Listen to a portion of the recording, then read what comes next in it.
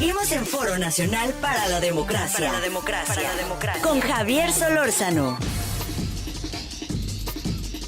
Marco Antonio Baños, este papel en el cual puede quedar el INE, no utilizaré expresiones que se dan porque pareciera que uno quiere señalar a alguno de los personajes públicos que lo hacen. Pero, a ver, ¿cómo queda el INE cuando una elección se va a un proceso de impugnación? Y uno dice, bueno, ¿y por qué el INE no detuvo todo esto antes, no?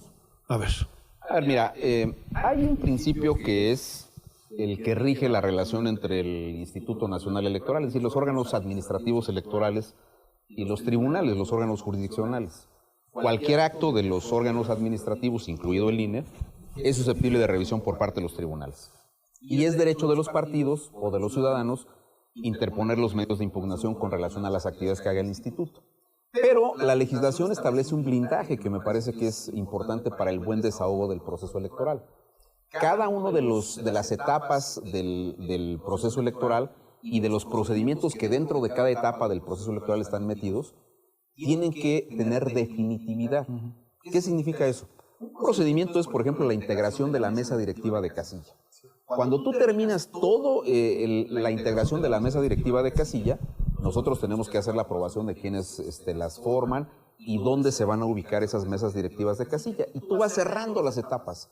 Cada uno de los procedimientos que tienen que ver con las elecciones se van cerrando. Si hubo alguna cuestión que a un partido político le preocupó durante el desahogo de la acreditación de los observadores, del registro de los candidatos, de la integración de las casillas, de la fabricación de la documentación y los materiales electorales, de la integración del padrón, etcétera, etcétera, entonces podrían ir al tribunal. El tribunal resuelve en definitiva esa cuestión. Si eso ya no fue impugnado, toma tintes de definitividad.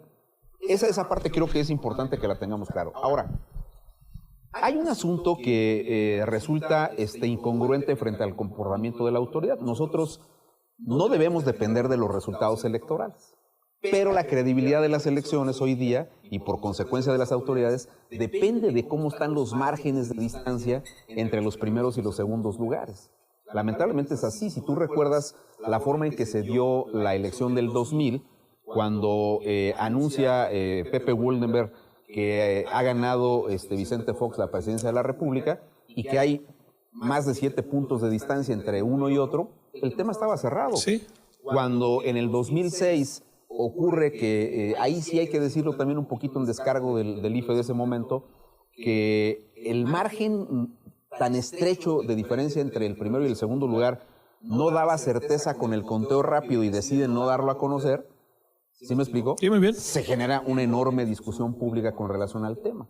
Y hay otro detalle, lo mencionaba con mucha claridad Lorenzo Córdoba, que es la vocación democrática de los actores.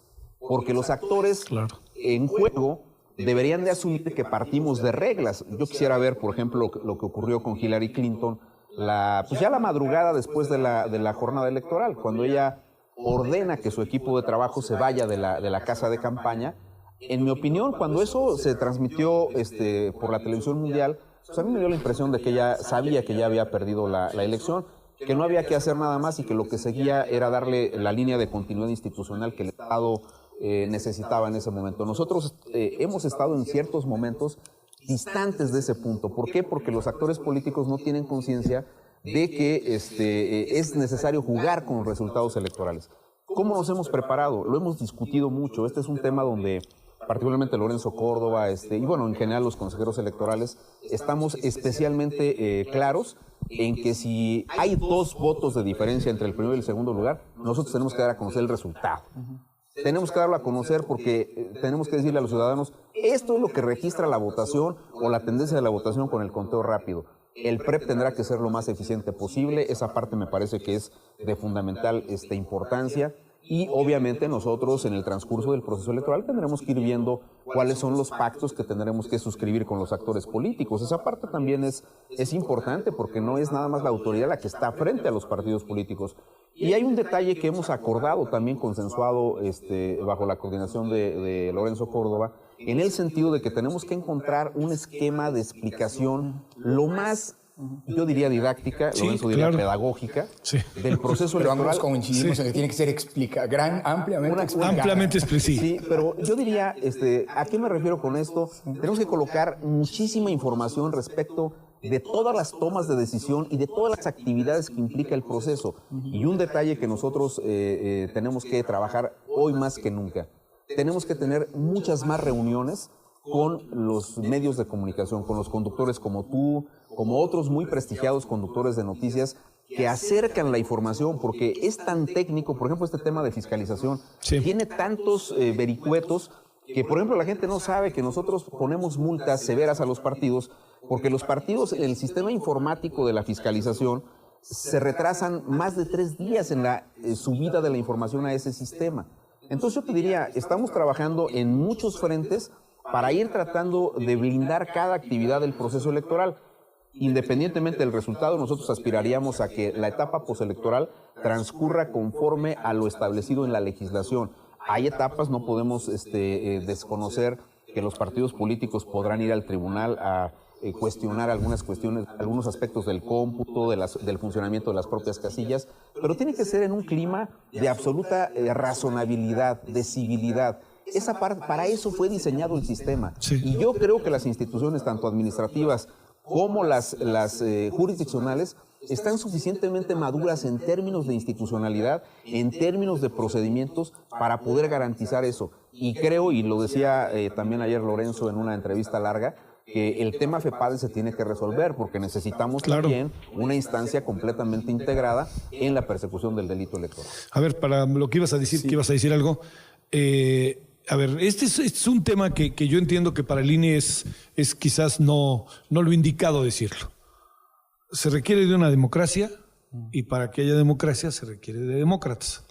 A ver, totalmente. es casi que una provocación. No, y bienvenida, porque creo que es un parte central del punto. Mira, déjame comenzar con una broma. La noche de la elección, la democracia requiere muchas responsabilidades compartidas, Javier.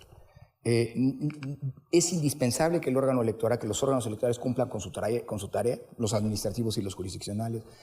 Es indispensable que los partidos políticos y que los candidatos asuman sus responsabilidades. Es indispensable que los gobiernos cumplan con una responsabilidad de no interferencia en los procesos electorales. Es indispensable que los medios de comunicación cumplan con su rol en una democracia. Generar información lo más objetiva posible, lo más diversa, en fin.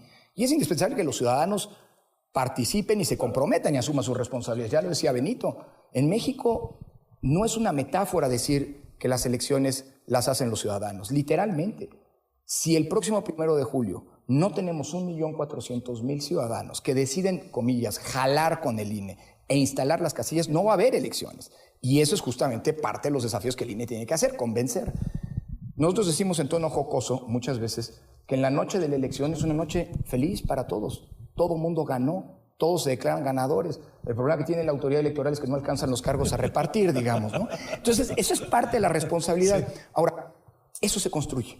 Y creo que lo que ha dicho Marco es fundamental. Por eso la coincidencia de que no solamente esta va a ser la elección más grande de nuestra historia, por las cifras que aquí se han manejado, sino también tiene que ser la elección más explicada de nuestra historia.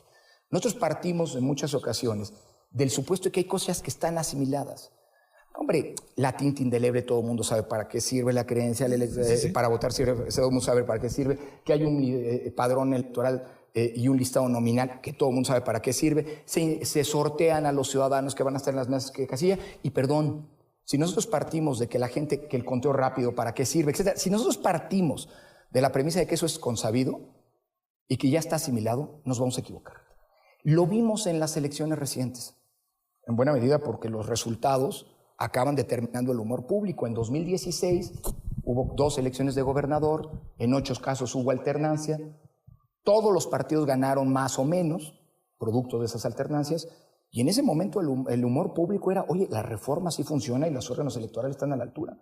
Este año tuvimos 3 elecciones de gobernador, hubo alternancia solamente en un caso, bueno, aunque Coahuila está todavía por resolverse por el tribunal, y parecería que ni el sistema funciona, ni las autoridades están a la altura. Hay quien llegó incluso a decir que estamos peor que en 1988, cuando en 88 tenías el régimen hegemónico de un solo partido, en fin. Sí.